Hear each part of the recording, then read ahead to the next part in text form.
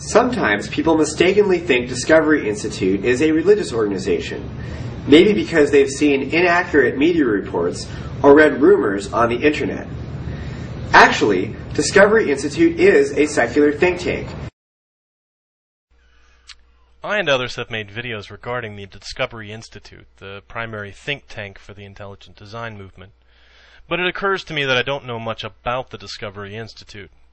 So I did a little research on the organization, focusing on activities regarding biology and evolution. First, let's answer the who, what, and where. This is the Discovery Institute's mission statement. I've highlighted a few bits, but it sounds awfully innocuous. Only one reference to religion, although there are references to God-given reason in other statements. There are several groups within the DI. Cascadia, which apparently has something to do with regional transportation, bioethics, and the Real Russia Project, which seeks to dispel misconceptions about Russian-U.S. relations. It's an odd hodgepodge, and I can't help but wonder why they would stick such diverse interests into one group. Many of the positions of the DI's groups can be described as right-wing or big L libertarian. The group I am most interested in is called the Center for Science and Culture. The Discovery Institute has offices in Seattle and Washington, D.C. The DI receives about $1 million a year from the Bill and Melinda Gates Foundation, although the funds are earmarked for the Cascadia Group's work on regional transportation. $50,000 of that $1 million goes towards the salary of the Institute's president, Bruce Chapman, who gets paid $141,000 annually. The agency is a non-profit and contributions are tax-deductible. The Discovery Institute is adamant that they are not religious in nature, and so far so good. They sound like a legitimate think tank for conservative viewpoints on a variety of topics. But what can we infer from their other funding sources?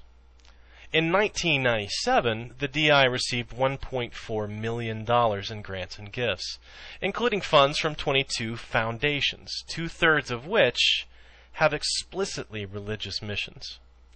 In 2001, the Baptist Press reported, Discovery Institute, with its $4 million annual budget, $1.2 million of which is for the Center for the Renewal of Science and Culture, as its name was at the time, is heavily funded by evangelical Christians.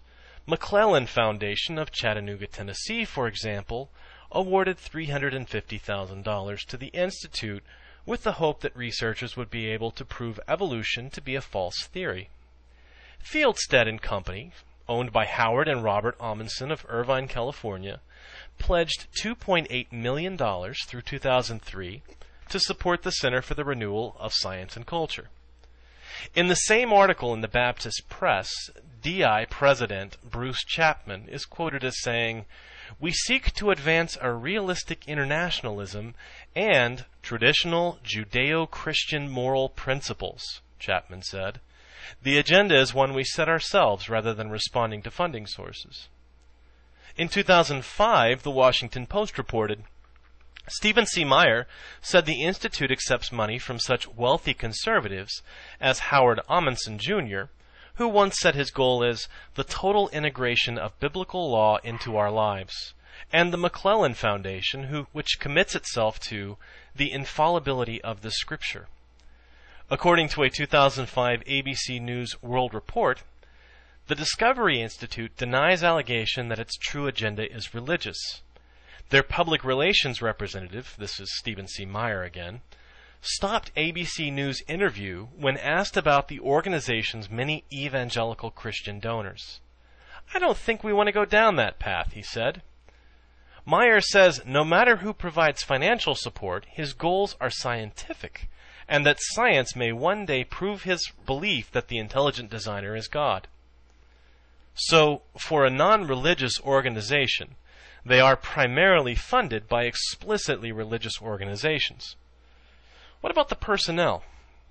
Are they a dream team of scientists, engineers, and educators? I'm going to focus on just the Center for Science and Culture, the anti-evolution wing of the Discovery Institute. I was able to obtain information about 39 fellows and directors of the CSC. I've counted up the PhDs by category, where a person has, God help him, 2 PhDs, like Jonathan Wells, who has a PhD in religion and molecular biology. I've counted each PhD separately in its own category. I've grouped the PhD into 4 categories: theology and philosophy, fine arts or government, non-biological sciences, and biology. I have put the 2 biophysicists in the non-biological sciences because they were both software biologists, more trained in bioinformatics than soft biology. As you will see, it makes very little difference which category they are in. So which category will dominate in the Center for Science and Culture? The largest category by far is philosophy and theology, with an astounding 18 of the 39 fellows having PhDs in this area. Quite a science think tank. Second place is a tie between the fine arts government category, including such areas of specialty as Hebrew and literary studies, and the non-biological sciences, which included specialists in astronomy and nuclear physics. To be fair, the CSC is combating naturalism in several areas of science, and some of these people were in the movie Expelled, so they're practically movie stars. Biologists are the smallest category at the CSC, with only 5 of the 39 PhDs being in biological sciences.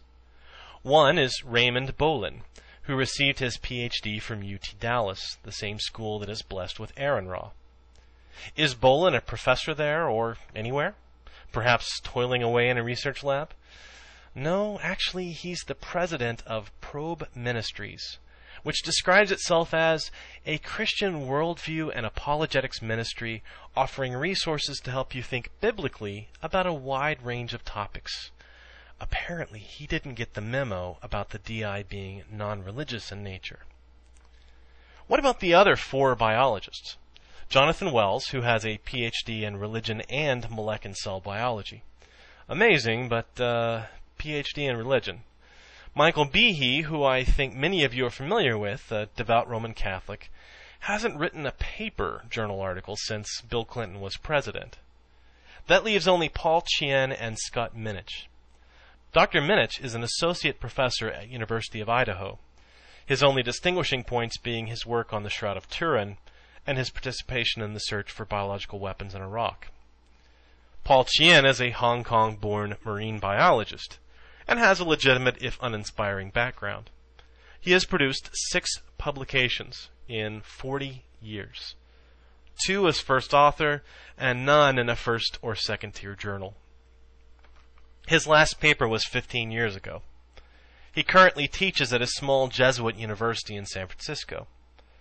What makes his story really odd is that they have him in charge of the paleontology program, which by his own admission he has no qualifications in. He also translates intelligent design books into Chinese.